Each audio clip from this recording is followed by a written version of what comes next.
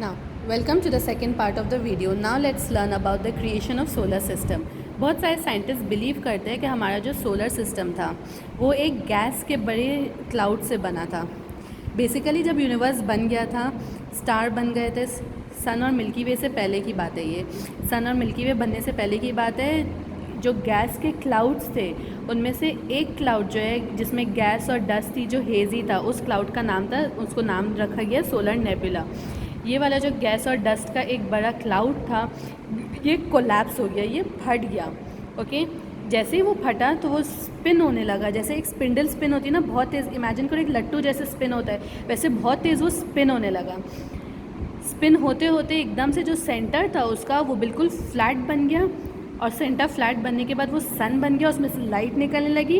और जो क्लाउड के बाकी पार्ट्स थे वो आहिस्ता आहिस्ता स्पिन होते होते ठंडे होने के बाद वो डिफरेंट प्लैनेट्स बन गए. इस तरह से हम बने हमारे अर्थ और 9 प्लैनेट्स. जो अब लास्ट वाला जो प्लैनेट था प्लूटो, क्योंकि वो अब लेटेस्ट प्लैनेट्स के कैरेक्टरिस्टिक्स में फिट नहीं करता तो उसको प्लैनेट अब नहीं कहा जाता. देयर आर 8 प्लैनेट्स, बट इस तरह से सारे प्लैनेट्स और सन बना. इसको रीड करना. उसके बाद लेट्स कम टू पैंजिया. जब अर्थ बन गया था तो अर्थ बनने के बाद इस तरह से अलग अलग कॉन्टिनेंट्स नहीं थे कि एक तरफ एशिया है, एक तरफ अमेरिका, अफ्रीका, यूरोप, अंटार्कटिका, ये सब स्कैटर्ड नहीं थे. एक बहुत बड़ा और इकट्ठा अर्थ के ऊपर एक ज़मीन थी. बहुत बड़ा कॉन्टिनेंट था जिसको सुपर कॉन्टिनेंट कहा जाता है और उसका नाम है पैंजिया. इस तरह का दिखता था पैंजिया. एक ही कॉन्टिनेंट था सेंटर में पूरे अर्थ पे, सी दिस इमेज. और बाकी पूरे अर्थ पे ओशन था. उस पूरे ओशन का नाम है पैंथलासा.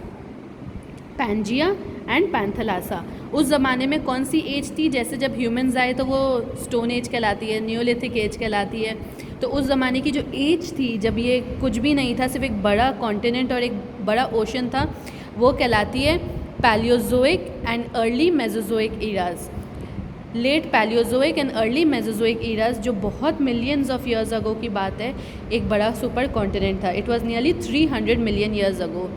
फिर उसके बाद आहिस्ते आहिस्ते वो मूव होना शुरू हुआ और ये कॉन्टिनेंट जो हैं ये टूटने शुरू हो गए.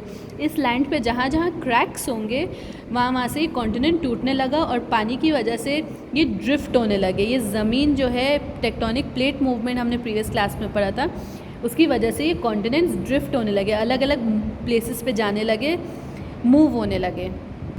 एंड मूव होते होते, ड्रिफ्ट होते होते आहिस्ता आहिस्ते वो अपनी प्रेजेंट फॉर्म में और प्रेजेंट जगह पे आ गए. और वो क्योंकि लैंड एरिया शिफ्ट होते होते इधर से उधर हुआ तो जाहिर सी बात है दो लैंड एरियाज़ के बीच में, दो क्रैक के बीच में जो जगह बनी उसमें वो ओशन ने फिल कर दिया, तो अलग अलग ओशंस और लैंड एरियाज़ बन गए.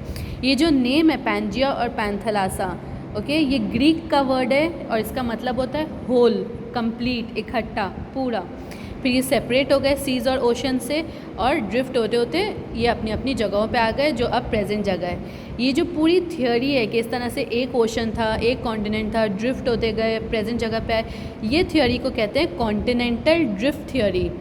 Okay, continental drift theory. और ये किसने प्रपोज करी थी, किसने बताई थी? ये बताई थी एल्फ्रेड वेगनर ने. एल्फ्रेड वेगनर ने बताई थी और इन्होंने ये वाली थियोरी पब्लिश करी थी अपनी किताब में 1912 in the origin of continents. इनकी जो किताब थी द ओरिजिन ऑफ कॉन्टिनेंट्स, उसमें पब्लिश करी थी.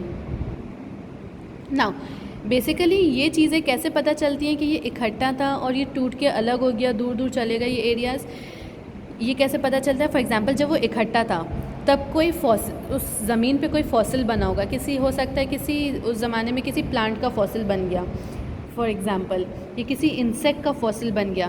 तो जब उस ज़मीन पे क्रैक आए और वो टूट टूट के दूर चली गई तो वो फॉसिल भी बिखर गया. फॉर एग्ज़ाम्पल अगर ये एक बड़ी ज़मीन है, ओके, इस पर एक प्लांट का फॉसिल बन गया, if you can see this, एक लीफ का फॉसिल है. अगर इसमें क्रैक आ गया और वो पत्थर ने क्रैक की वजह से जगह शिफ्ट कर दी तो आधा पत्ते का फॉसिल यहाँ है और आधा इस तरफ है. So when you make the puzzle आपको समझ में आ जाएगा कि ये वन पीस है, ये वन पीस है.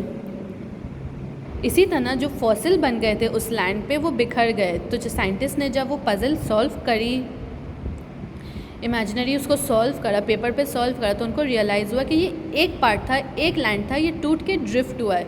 तो इससे पता चलता है कि ये जो थियोरी है ये एक्चुअली ट्रू है, ये वाली theory. Okay, it is true because they have the evidence of fossils of species of plants on these areas, on this landform.